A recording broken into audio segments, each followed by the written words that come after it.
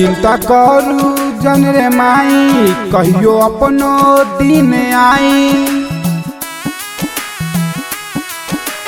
ए माई चिंता करू जन रे माई कहियो अपनो दिन आई।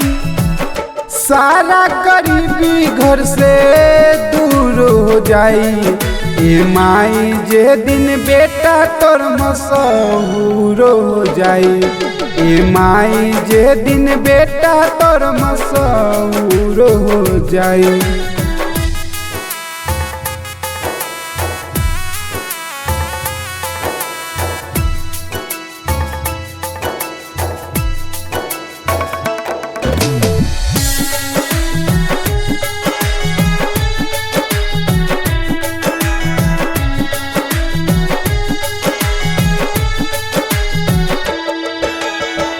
देखिए एक दिन माई सारा कर्ज चुका दे।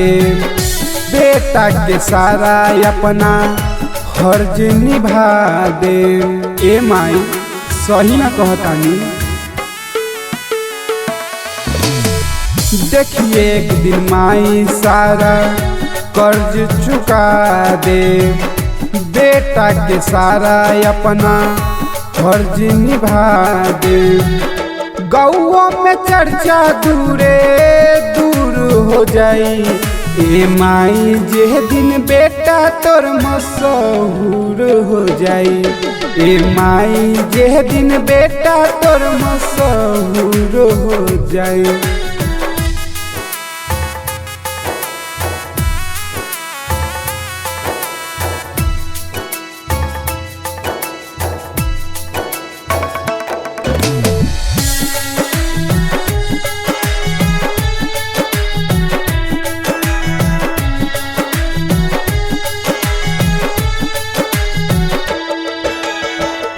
करतानी मेहनत बाकी समय के आसबा। हमू एक दिन चमकब माई पूरा विश्वास बा। ए माई बेटा पर विश्वास कर। करतानी मेहनत माई समय के आसबा।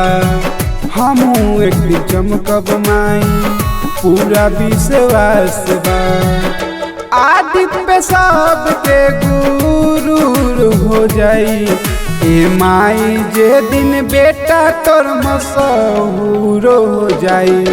ए माई जे दिन बेटा तोर मशहूर हो जाई।